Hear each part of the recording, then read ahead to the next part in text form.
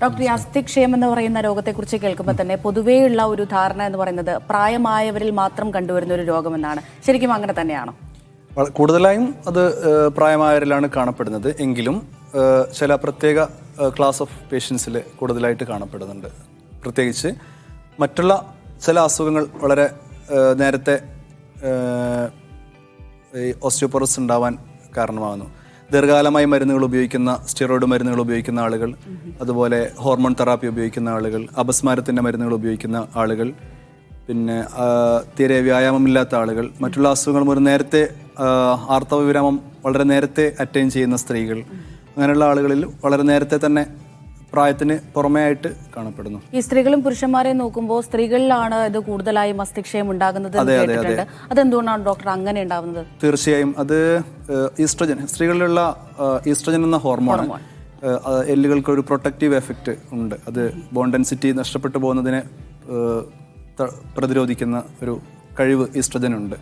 ആർത്തവവിരാമത്തോടുകൂടി ഈസ്ട്രജന്റെ അളവ് കുറയുകയും ക്രമേണ അസ്ഥികളിൽ ബലക്കുറയും അസ്ഥിക്ഷയം അഥവാ അസ്ഥിശോഷണം സംഭവിക്കുകയും ചെയ്യുന്നു.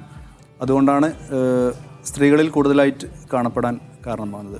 ഒരു 50 വയസ്സെത്തുമ്പോൾ ഒരു 1 out of 4 ഒരു 25% ഓഫ് ഫീമെയിൽ പോപ്പുലേഷന് can have osteopenia or osteoporosis. എന്തൊക്കെ കാരണങ്ങൾ കൊണ്ടാണ് അസ്ഥിക്ഷയം ഉണ്ടാകുന്നത്? ശരിക്കും അസ്ഥിക്ഷയം കൂടുതലായി ഉണ്ടാകും. നേരത്തെ കുറേ കാരണങ്ങൾ ഞാൻ പറഞ്ഞല്ലോ. മരുന്നുപയോഗം, പിന്നെ ചില അസുഖങ്ങൾ, ആമവാദം, സന്ധിവാദം, അതേപോലെ അപസ്മാരം, അങ്ങനെയുള്ള അസുഖങ്ങൾ. അതിന് പുറമെ വ്യായാമമില്ലായ്മ, lack of sedentary life style, പിന്നെ ആൽക്കഹോളിൻ്റെ അമിത ഉപയോഗം, പിന്നെ അതേപോലെ പിന്നെ പ്രായം ഒരു കാരണമാണ്.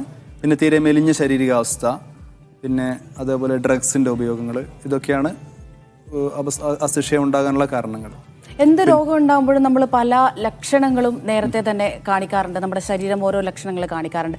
ഈ അസ്ഥിക്ഷയം എന്ന് പറയുന്ന രോഗത്തിന് ഇത്തരത്തിലുള്ള ലക്ഷണങ്ങളൊന്നും നേരത്തെ ഉണ്ടാവാറില്ല എന്ന് കേട്ടിട്ടുണ്ട്. അത് ശരിക്കുള്ളതാണ്? തീർച്ചയായും ശരിയാണ്.